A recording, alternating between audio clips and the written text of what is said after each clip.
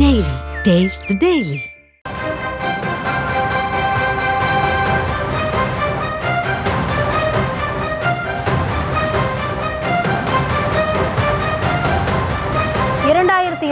தேர்தலில் திமுக கூட்டணியில் கூடுதல் தொகுதிகளை கேட்டு பெறுவோம் என மார்க்சிஸ்ட் கம்யூனிஸ்ட் கட்சியினுடைய மாநில செயலாளர் பே சண்முகம் கருத்தை தெரிவித்திருக்கிறார். விட்டுக் கொடுத்து போவது திமுக தலைமைக்கு பயனுள்ளதாக இருக்கும் எனவும் அவர் கருத்தை பதிவு செய்திருக்கிறார். என்ன பேசியிருக்கிறார், இது குறித்த விவரங்களுக்காக இணைகிறார் எம்முடைய செய்தியாளர் ராஜேஷ். தொடர்ச்சியாக இந்த திமுக கூட்டணியில் அங்கம் வைக்கக்கூடிய கூட்டணி கட்சிகள் தொகுதி தொடர்பாக பல கருத்துக்களை பொதுவெளியில் தெரிவிச்சிட்டு வராங்க. அந்த வகையில் இவருடைய கருத்தையும் நம்ம பார்க்கலாமா? இவர் தெரிவித்திருப்பது என்ன? கௌதமி வணக்கம். தற்போது மார்க்சிஸ்ட் கம்யூனிஸ்ட் கட்சியினுடைய பொதுச் செயலாளராக இருக்கக்கூடிய சண்முகம் அவர் தெரிவித்திருக்கக்கூடிய கருத்துதான் திமுக கூட்டணியிலே சலசலப்பை ஏற்படுத்தியிருக்கின்றது.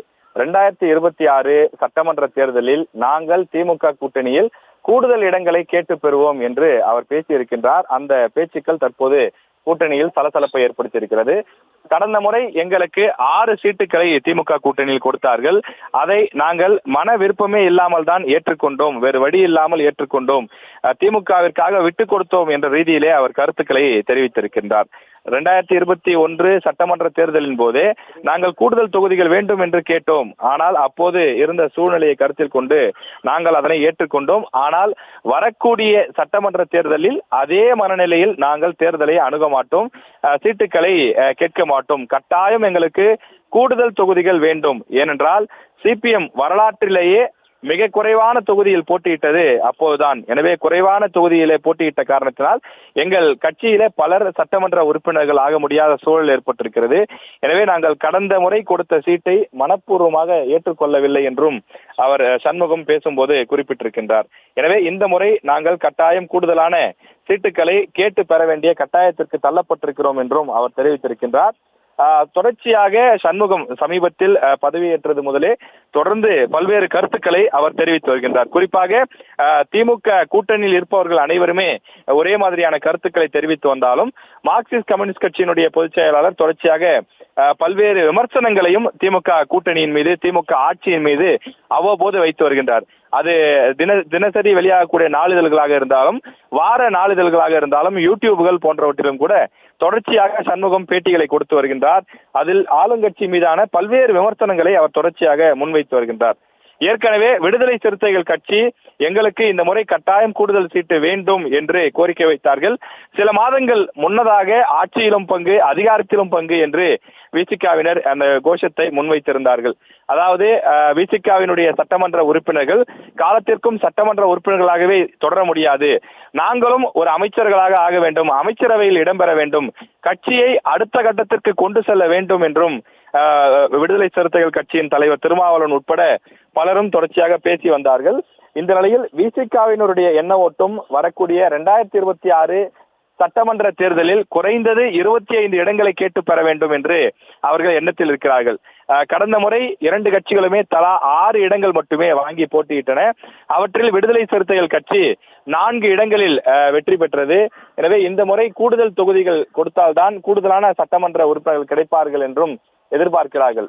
தேர்தலுக்கு இன்னும் 8 மாதங்களுக்கு மேல் இருக்கக்கூடிய நிலையில் இப்போதே அதற்கான அந்த கூட்டணி பேரத்தை அவர்கள் தொடங்கி இருக்கிறார்கள். அது தொடர்பான பேச்சுக்களை பொதுவெளியிலே பேச ஆரம்பித்திருக்கிறார்கள்.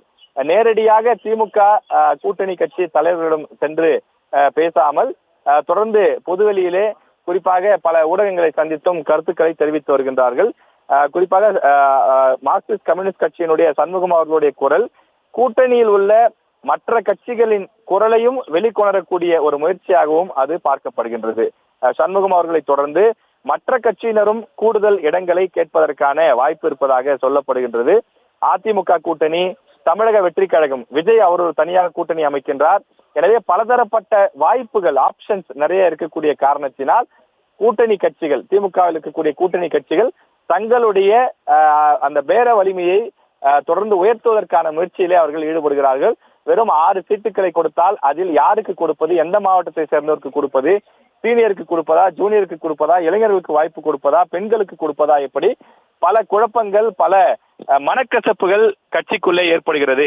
தொடர்ச்சியாக நாங்கள் கட்சி பணிகளை மேற்கொண்டு வருகிறோம், கட்சிக்கான மாநாடுகளை நடத்துகின்றோம், கட்சி பொறுப்பாளர்களுக்கு பல வேலைகளை கொடுக்கின்றோம். அவர்கள் செய்யக்கூடிய வேலைகளுக்கும் உழைப்புக்கும் அங்கீகாரம் என்பது இது போன்ற தேர்தல் நேரங்களில் சீட்டு கொடுப்பதுதான். ஆனால் சொற்ப எண்ணிக்கையிலான சீட்டுகள் கிடைக்கும் போது அது அத்தனை பேரையும் சாட்டிஸ்பேக்ஷன் திருப்திப்படுத்த முடியாத ஒரு சூழல் இருப்பதாகவும் கூட்டணி கட்சியினர் தெரிவிக்கின்றார்கள். எனவே திமுக கூட்டணியை பொறுத்தவரையில ஒரு வலுவான கூட்டணியாக இருக்கின்றது. குறிப்பாக சமீபத்தில் திமுக பொதுக்குழுவில் பேசிய முதலமைச்சரும் திமுக தலைவருமான மு.க. ஸ்டாலின் அவர்கள் பேசும்போது கூட தெளிவாக குறிப்பிட்டிருந்தார், திமுகவிற்கு இவ்வளவு வெற்றிகள் குவிவதற்கு கூட்டணி கட்சிகளும் ஒரு முக்கியமான காரணம் என்று சொல்லியிருந்தார். எனவே திமுகவினுடைய கூட்டணி ஒற்றுமையாக பலமாக இருப்பது ஒரு முக்கிய காரணமாக சொல்லப்படும் நிலையில் அவர்கள் தங்களுக்கு சொற்பமான சீட்டுகள், ஒற்றை இலக்கத்தில் சீட்டுகள் கொடுப்பதை ஏற்கவில்லை. குறைந்தது 10 முதல் 25 சீட்டுகள் தங்களுக்கு வேண்டும்.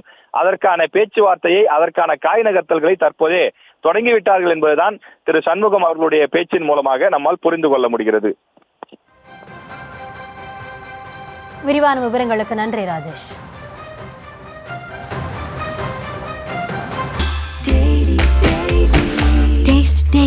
Taste the Daily.